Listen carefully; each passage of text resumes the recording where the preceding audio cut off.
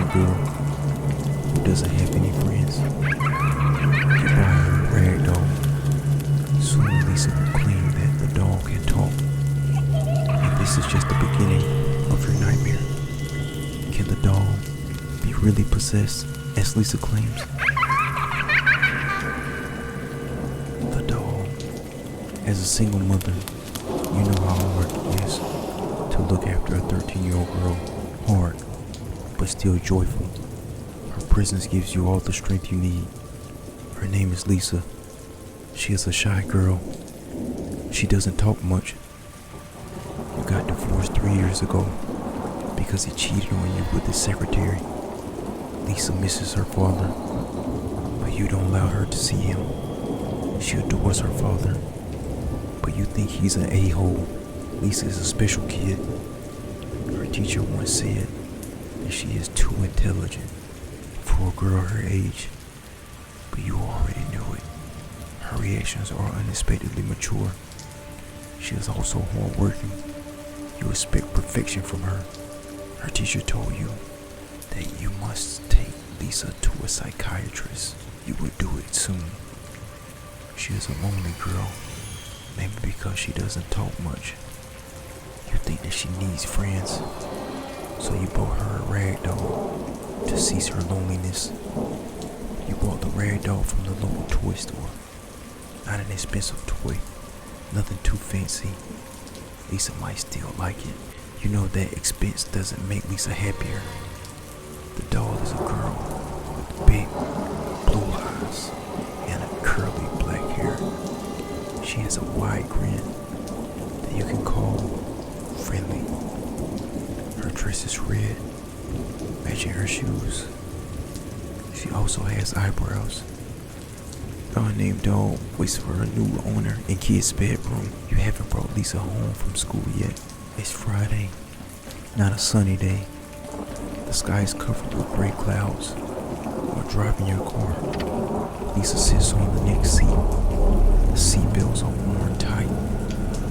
She looks from the window blankly, without any expression on her face. You remember that the math exam's results were going to be announced today. How are the exam results?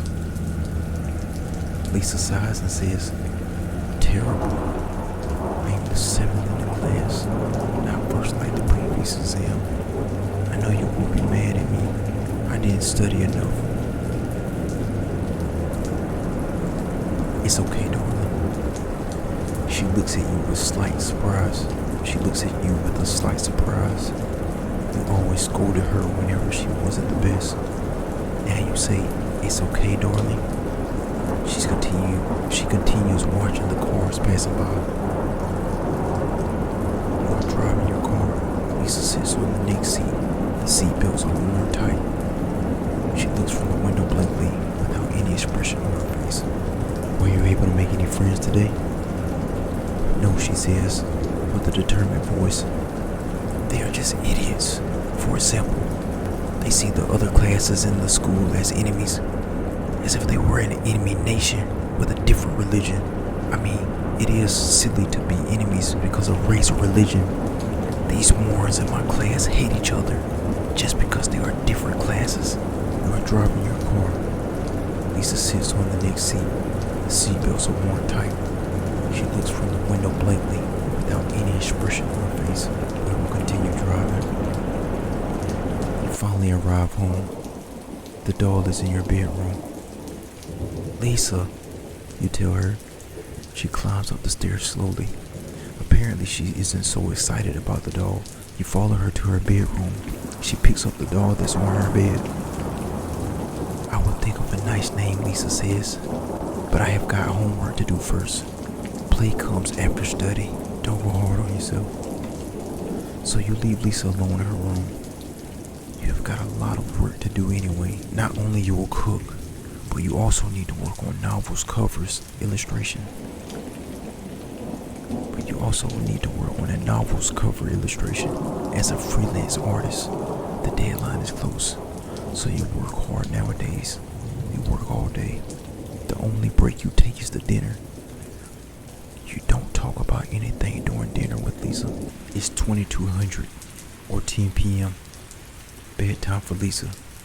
You visit Lisa before she sleeps. She's in her pink dotted pajamas. She's holding the doll in her arms. Mom, I'm going to tell you something, but you won't believe. After a few seconds of silence, she speaks. The doll can speak. She told me her name is Anna. What? That's impossible. Lisa explains. Anna says that she was nothing but a piece of light. A light that's drifting in absolute darkness. A weak light in the infinite darkness. Then she found life in this doll. She was waiting in the toy store for a friend. Lonely. And today, she found me. She says that she loves me. I believe in you. We need to throw the doll away.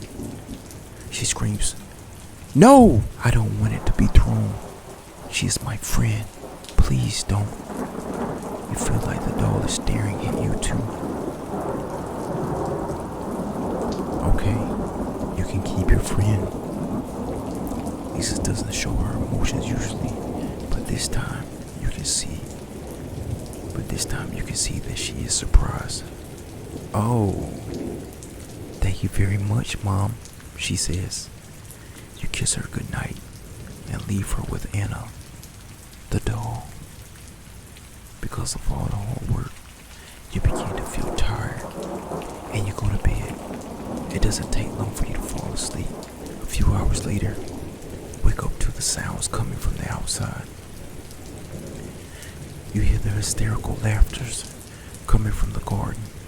They belong to a girl, specifically Lisa's. You stand up and look outside the window. You see Lisa standing and laughing in the corner under the pale moonlight. She is facing back. You can't see her face. You climb down nervously. You wear your shoes and walk to the garden. But Lisa doesn't react to your presence. You approach Lisa and put your hand on her shoulder. She turns her face to you. It is not Lisa's face. It is not even a human face. The texture of the face is a gray rag. The eyes are quite big for a human. So it's the wide smile. The voice changes. It doesn't belong a girl now, but a demon. She stares at you and laughs. You wake up. It was just a nightmare. You're all sweaty with terror. The morning has already broken. You decide to check on Lisa. Lisa is sleeping peacefully, hugging Anna. Anna is carrying that wide smile that annoys you. But hey, it is normal. It would be terrible if the doll's face was different than how you brought it. You go to the kitchen to prepare a weekend breakfast. You usually make omelet with sausage on Saturdays. You will repeat that habit today. You are in the kitchen. You take the sausage and eggs from the fridge. You need to slice the sausage. So you open the drawer to pick up the meat knife. Something's wrong. The knife isn't there. We search for the knife in the kitchen. You search the whole kitchen. No drawer is not looked into.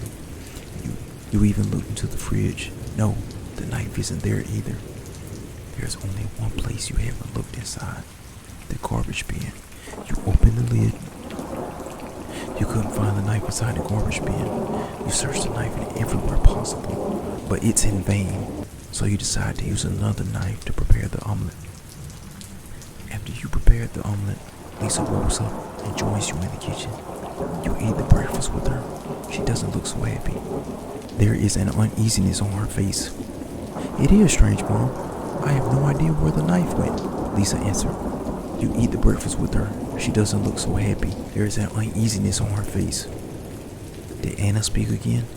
She did not speak today, but she kept changing her facial expression. Sometimes she looked so happy, sometimes not. She was frowning. There was anger in her face. I can't understand her. Lisa continues eating the breakfast. You eat the breakfast with her. She doesn't look so happy. There is an uneasiness on her face. You have to study today, no play. Lisa sighed. This is Saturday, but okay, Mom. I will work hard and be better. Then she looked away. She might be hiding her thoughts. She was not such a vocal girl. You eat the breakfast with her. She doesn't look so happy. There is an uneasiness on her face. The breakfast is over. I need to study math, says Lisa, then climbs up to her room. You also need to work on the novel cover. You are both busy now. It is evening now. As you work on the cover, you hear screams from Lisa's room. You rush to her room. You find Lisa standing and breathing in panic. Her arms are full of stitches.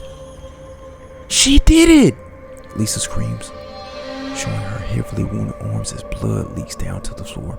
She jumped and ran away. Lisa points to the open window. You look outside. You can't see any running dogs there. Maybe because she ran away, or it is too dark outside, or Lisa is lying. I won't allow her to harm you, Lisa. You crouch and hug Lisa as she screams, I know how hard it is to believe me now. Thank you for believing me, but please, I want to stay alone. I know that she won't come back. So you let her stay alone in her room. After closing the window and locking the door, you make sure that no dog can trespass. You get into your own bedroom next to Lisa's room so you can hear her in case she needs you. It's 3 a.m. now. It's raining outside. Lightning strikes and then light in your dark room. You haven't slept. You don't care about the freelance work you got. All these events make you too stressed to care about business. You see Lisa's silhouette at the door. She won't see.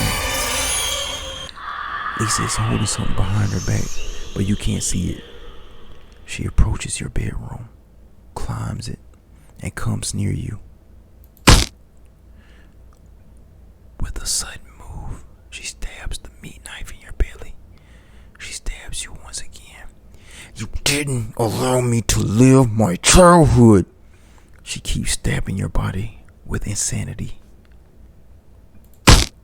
I hate you, Mom. I hate you.